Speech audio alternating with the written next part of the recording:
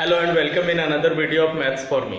आज हम लोग बेसिक ज्योमेट्रिकल कॉन्सेप्ट्स का ब्रेन टीचर्स का क्वेश्चंस करेंगे। तो आइए देखते हैं क्वेश्चंस को। क्वेश्चन नंबर 1 में बोला जा रहा है, 1 का ए में टिक द करेक्ट आंसर्स। जो आंसर सही है उसको टिक करना है, ऑप्शन में से चूज करना और जो टिक करना है जो सही आंसर।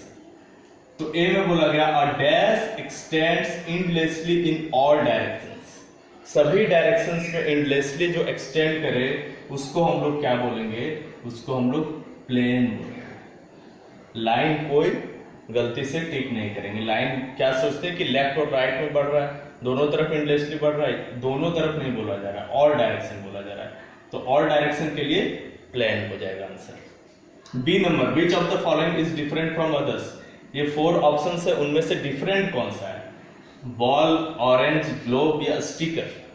तो आंसर हो जाएगा स्टिकर सबसे अलग है। क्यों अलग है? क्योंकि इसका सरफेस प्लेन है और बाकी इन तीनों का surface curve surface. C number, 3 और more lines passing through the same point are called. 3 या मोर लाइंस जब सेम पॉइंट से पास करता है तो उसको हम लोग बोलते हैं कंकरेंट लाइंस। इंटरसेक्टिंग लाइंस अगर 2 लाइंस हो तो, और उससे ज्यादा 3 या मोर लाइंस हो तो एक पॉइंट पर सारे लाइंस क्रॉस करें तो उसको हम लोग क्या बोलेंगे? Concurrent lines. Next one is the opposite side of a classroom black board represent dash line segment. Opposite sides classroom के ब्लैक बोर्ड के ऑपोजिट साइड्स किसको रिप्रेजेंट करते हैं? वो पैरेलल लाइन सेगमेंट्स को रिप्रेजेंट करते हैं। E number, dash lines can pass through one given point. एक पॉइंट से कितने लाइंस पास हो सकते हैं? जितना हम लोग चाहे उतना, अनलिमिटेड। तो क्या हो जाएगा answer? Many. Many will be the answer of E number. Now in question number B. Question number B में देखेंगे, क्वेश्चंस पूछा जा रहा है, give 2 examples of objects having curved surfaces. Curved surfaces का एग्जांपल हम लोग क्या दे सकते हैं? यहां से दे सकते हैं, ये 2 एग्जांपल लिख सकते हैं, बॉल एंड ऑरेंज। ये 2 एग्जांपल्स हो गया जिसका सरफेस कर्व रहता है। 4 points A B C D lie on a same line L, what are this points called. अगर 4 points A B C D है, एक ही लाइन में लाई कर रहा है, तो उसको हम लोग बोलेंगे कोलिनियर पॉइंट्स। कोलिनियर पॉइंट्स 3 भी रहता तब भी कोलिनियर ही बोलते हैं।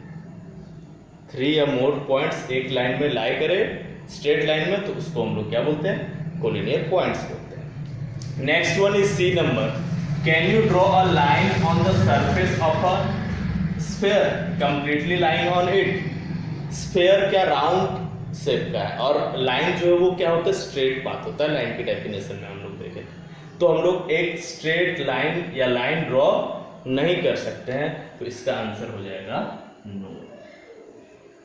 अब बोला जा रहा है डी नंबर में, give 1 example each of parallel and intersecting lines from your environment. Parallel lines का एग्जांपल क्या हो जाएगा? ऑपोजिट साइड्स ऑफ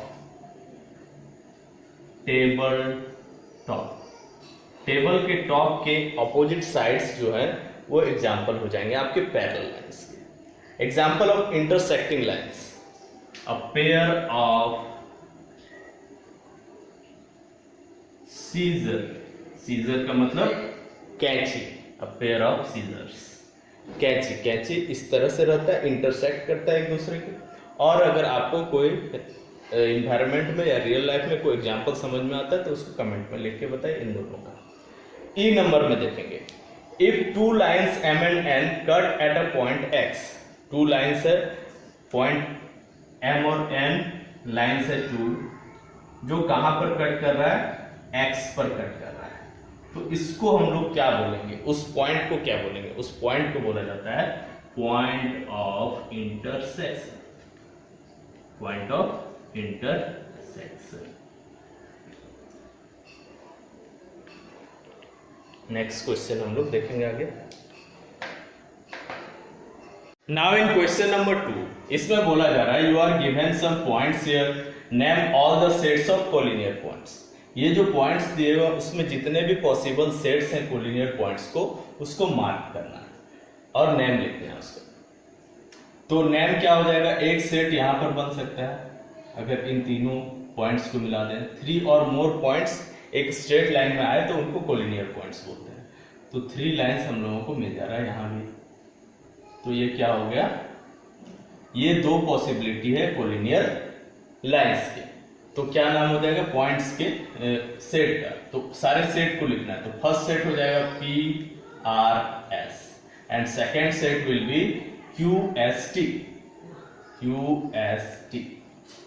तीसरा सेट पॉसिबल नहीं है।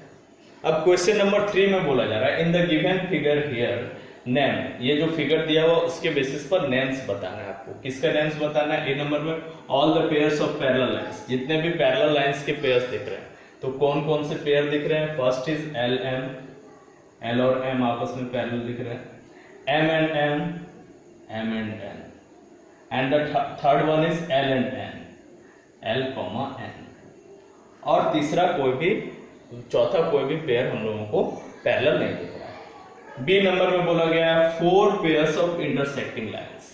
4 पेयर्स ऑफ इंटरसेक्टिंग लाइन हम लोगों को ढूंढना है। तो ए लाइन को कौन कौन सा इंटरसेक्ट किया है, ए पॉइंट को L और Q लाइंस। तो L और Q एक हो गया। उसके बाद बी को देख लेते हैं हम लोग, कौन इंटरसेक्ट किया बी को, Q और M। QM दूसरा हो गया या MQ।